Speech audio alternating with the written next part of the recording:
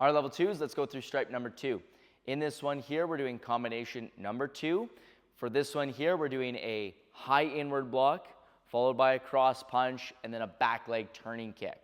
So for this one here, I've got my right leg back. I'm in my sparring stance. So for this one here, we are kind of parrying a punch or an attack coming in here. So we're swinging across to the inside here. So move in and then follow up with that cross punch. Now, as I'm pulling that hand back, that back leg is going to come up for the turning kick. When I do this one, I can simply just land in front. I'm sort of advancing on my opponent here. So it is high inward, cross punch, back leg turning kick, land in front, then we can reset afterwards if we're working on those focus pads. So from here, high inward, cross punch, back leg turning kick, and then reset back.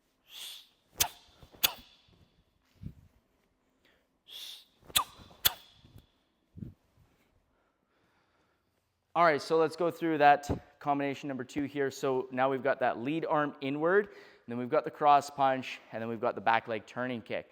So this one here, we're sort of putting them on the run a little bit with that back leg. We maybe see them leaving our zone, and we want to put the pressure back on. So when we do this one here, just like our last one, I want to initiate the block. I don't want him just throwing an inward just because.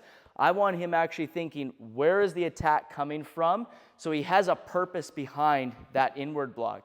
So we're just simply going to throw a jab at his face. And again, I don't want to get into the habit of punching over here because then he has almost no reason to block. It's kind of giving him this false sense here. He's basically hasn't had anything attack him. So when I do this one, I'm going to go right for his forehead. So he has to do that inward. He has to scoop it across and then get ready for that cross punch.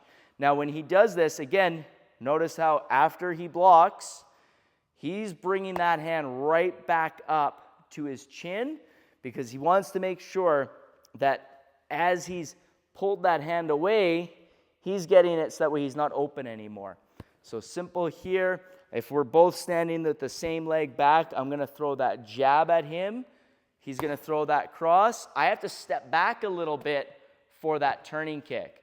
Now, whether you do middle or high really just depends on where your opponent's hands are at. So if you can throw middle, more than likely you've just thrown the cross punch. So we've gone up top. Now we're going to go to the body. But if your opponent's hands are down, if you're doing this in sparring, then you can certainly kick high turning kick for this one. Both will work.